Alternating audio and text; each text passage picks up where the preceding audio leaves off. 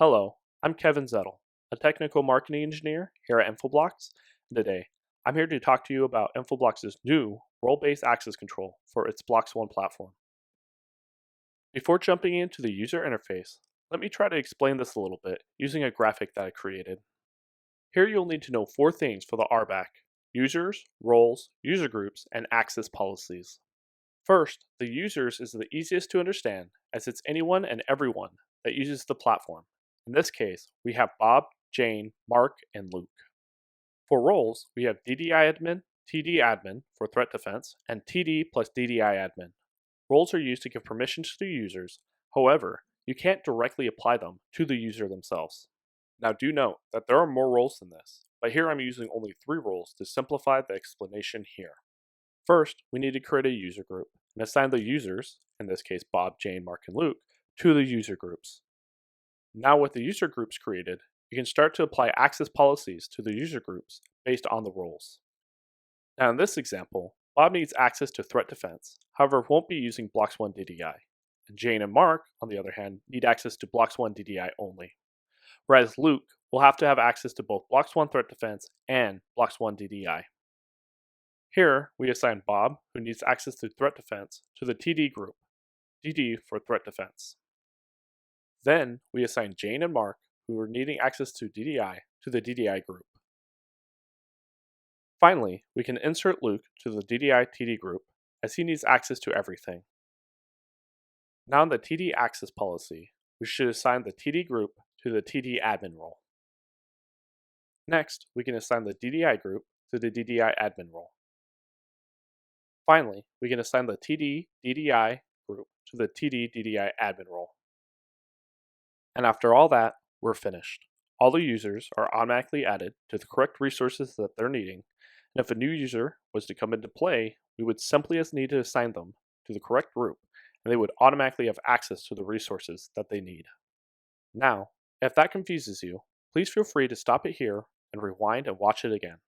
However, I'm going to explain all this again using the user interface now. So let's look at the user interface.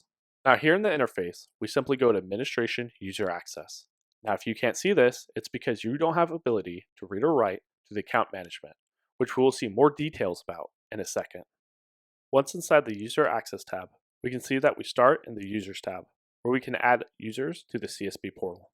Here, you would simply need to add an email and a name for the user, then optionally assign the user to their assigned user group. You don't have to do this right now, as the user will automatically be assigned to a user group until we've changed it later. Now notice that I have a user with the name Demo Example. We will use this account to see some changes when logging in as a user with complete read access only, rather than an admin at the end. As for roles, this is what gives users access to different parts of the portal. For example, I said just a few seconds ago, you won't be able to see the User Access tab unless you have a read-write access to the account management. And here on the right, you can see that the role for Access Control Administrator is one of the roles that gives you that access. And of course, we can see that other roles give you different privileges. Moving on to user groups now. Here, we can create or edit user groups to assign the user to different groups. And on the right here, you can see that the users are assigned to those different groups. Now also notice that I have the user demo example inside all the user groups with access to all the user roles.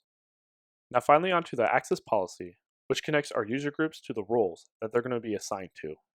Here, we can either create a new access policy from scratch or use the ones that we've already been assigned and modify them to the appropriate access. Modifying them comes in handy when you accidentally give incorrect access to the users.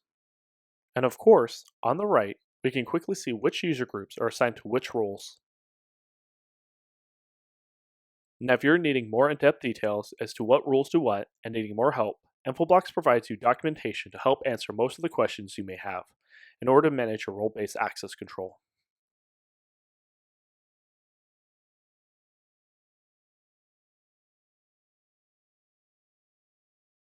Now let's log in as the demo example user that we were talking about earlier. Now inside, you'll see everything as the user looks almost identical to an admin account. And in fact, when we click to create an IP space, it will let us. However, the difference comes when we try to save the information. As a user, we will get a request forbidden and not authorized. Now don't worry if you don't see this exact message, as it may change in the future. Another difference is that we are not even allowed to see some of the tabs under the Administration tab, such as the User Access, License Entitlements, Tags, and much more. Well, thank you for your time. If you have any other questions or concerns, you can find me or any of our other experts on the Infoblox community website. Thank you for your time and have a great rest of your day.